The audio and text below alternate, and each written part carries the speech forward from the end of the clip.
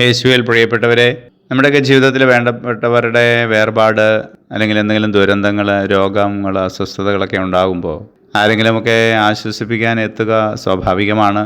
അത് വലിയൊരു ഭാഗ്യം തന്നെയാണ്. എന്നാലും 1-2 ദിവസമൊക്കെ കൂടെ നിന്ന് ആശ്വസിപ്പിക്കും എന്നല്ലാതെ അതിനേക്ക് അപ്പുറത്തേക്ക് നമ്മൾ പ്രതീക്ഷിക്കുകയും വേണ്ട.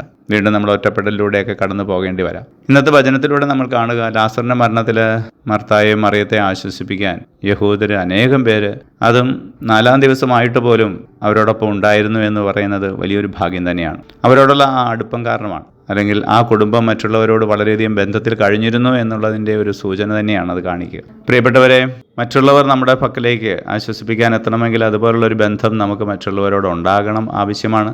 അതുപോലെ തന്നെ മറ്റുള്ളവരുടെ ദുരന്തങ്ങളിൽ, വേദനകളിൽ ആശ്വസിപ്പിക്കാനായി അവരോടൊപ്പം കൂടെ കൂടുക എന്നുള്ളതും നമ്മുടെയും ഒരു നിയോഗമായി, ഒരു കടമയായിട്ട് കാണാൻ നമുക്ക് സാധിക്കട്ടെ.